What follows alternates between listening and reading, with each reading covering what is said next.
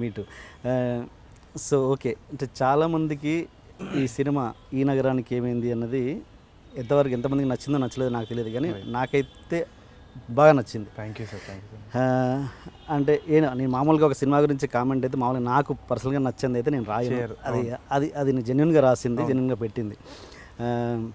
అంటే ఏంటి అంటే కొంతవరకు ఇండస్ట్రీలో కొంతవరకు దీని మీద ఎందుకు ఆ ఒపీనియన్ వచ్చింది అంటారు? అదే సార్, ఒకటి వచ్చేసి నాకు తెలిసి జెన్యున్గా కొందరికి నచ్చలేదు, స్లో ఉందన్నారు. అండ్ ఆల్సో ఏంది అంటే అది ఆల్కహాల్ ఎక్కువ చూపించినారు అనేసి అన్నారు. All that is there. ఇంకోటి ఏంటి అంటే పెళ్లి చూపులు చాలా విపరీతంగా నచ్చిన వాళ్ళు, అదే ఎక్స్పెక్టేషన్స్ తోటి వచ్చిన వాళ్ళు డెఫినెట్గా కొంచెం డిసప్పాయింట్ అయినారు. కానీ ఆ రిస్క్ ఉంటుందనేసి నేను ముందే అనుకోనే చేసిన. అండ్ నేను అనుకోంది ఏంటి అంటే 85% of the people they are loving the film. ఆ రెస్పాన్స్ అయితే చాలా ఇన్క్రెడిబుల్ ఉన్నది. అండ్ వాళ్ళు ఓన్గా నాకు వచ్చే మెసేజ్లు కూడా పాజిటివ్ వన్స్ ఆర్ వాట్ ఎవర్, దాంట్లో ఒక జెన్యున్నెస్ ఉంది. వాళ్ళకి ఏదేదైతే అనుకున్నానో ఆ కమ్యూనికేట్ అవుతుందా రాదా అని కమ్యూనికేట్ అవుతుంది. సో అక్కడ నేను ఆ 20% దగ్గరనే I knew that they would be a problem అనుకున్నట్టే అయింది. సో జెన్యున్గా కొంచెం ఎక్స్పెక్టేషన్స్ పెళ్లి చూపుల వైపు ఉండే అని అనుకుంటున్నాను. ఓకే నేను నా కామెంట్లో చెప్పినట్టుగా నేను ఏదో నా పాటికి నేను చెప్పుకుంటూ వెళ్ళాను. బట్ పెట్టిన తర్వాత అనిపించింది ఇది జెన్యున్గా ఇది నా ఒపీనియన్, తరుణ్ ఒపీనియన్ కూడా అదే అయ్యి ఉంటుందా అన్నది నాకు ఒక డౌట్ వచ్చింది. Right sir. సో ఒక 2 పాయింట్స్ నేను చెప్తాను అందులో కామెంట్లోంచి, దాంట్లో అది ఎంతవరకు కరెక్ట్ అన్నది ఒకసారి అది ఎంత రాసానని ఒకసారి చెప్తాను. సో ఒకటి ఫస్ట్ పాయింట్ ఏంటంటే అని చెప్పింది, మామూలుగా ఒక డైరెక్టర్ సూపర్ హిట్ కొడితే ఇమీడియట్గా జరిగే పరిణామాలు ఏంటంటే పెద్ద హీరోల నుంచి పెద్ద ప్రొడక్షన్ హౌసెస్ నుండి ఖర్చులు పడతాయి. ఖచ్చితంగా ఆఫర్స్ ఏ కొత్త డైరెక్టర్కైనా కొంచెం టెంప్టింగ్గానే ఉంటాయి. బట్ ఆ రెండో అవకాశాన్ని సరిగ్గా చూజ్ చేసుకోవడంలోనే ఒక డైరెక్టర్ యొక్క విజ్ఞత తెలిసిపోతుంది. అలాగే ఈ డైరెక్టర్ కూడా తన రెండో సినిమాకి పెద్ద అవకాశాలు వచ్చాయి, కానీ అవి కాదనకుండా తను నమ్మిన కాన్సెప్ట్తోనే తన రెండో అవకాశాన్ని సెలెక్ట్ చేసుకున్నాడు. అతనే తరుణ్ భాస్కర్ అని ఏదో పెట్టాను. నిజంగా ఆ పెళ్లి చూపుల తర్వాత పెద్ద ఆఫర్స్ వచ్చాయా? నిజంగానే నేనేదో అనుకున్నాను. లేదు సార్, వచ్చినాయి. ఒకవైపు హిందీ నుంచి వచ్చినాయి, తమిళ ఇండస్ట్రీ నుంచి కూడా వచ్చింది, ఇంకా తెలుగులో కూడా చాలా మంది వచ్చి అడిగినారు. కాకపోతే ఒకటి వచ్చేసి నాకు క్లారిటీ ఏముండే అంటే సురేష్ ప్రొడక్షన్స్ బ్యానర్లో చేయాలి, ఎందుకంటే వాళ్ళ వల్లనే పెళ్లి చూపులు ఒక రేంజ్కి వెళ్ళింది. అదైతే నేను మర్చిపోలేను. అండ్ సురేష్ సార్ తోటి వర్క్ చేసేటప్పుడు కూడా సురేష్ సార్ కూడా చాలా మందిని కనెక్ట్ చేసి ఇట్లా చేద్దాం అట్లా చేద్దాం, నీ ఆప్షన్స్ నీకే, నువ్వు చెప్పు ఎట్లా చేద్దాం అనేసి అన్నారు.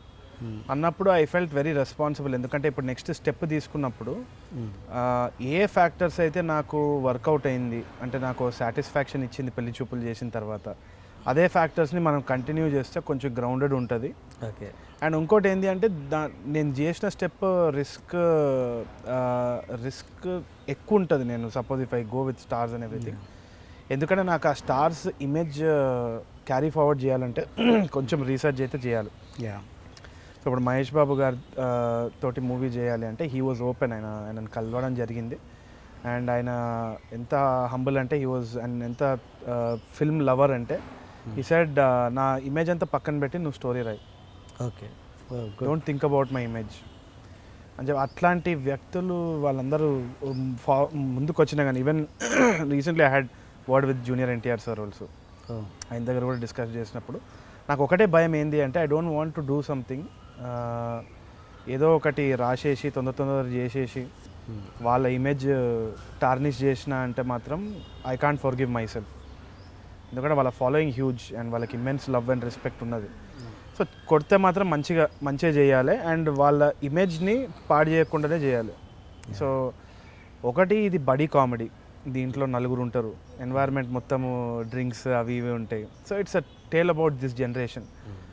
సో ఇట్లాంటి స్టోరీ నాకు ఫస్ట్ వచ్చేసింది already, and it was burning inside me. నేను ఇది చెప్పాలి చేయాలి, ఎట్టి పరిస్థితుల్లో ఒక మంచి ప్రయోగం ఉంటుందని అనుకున్నాను.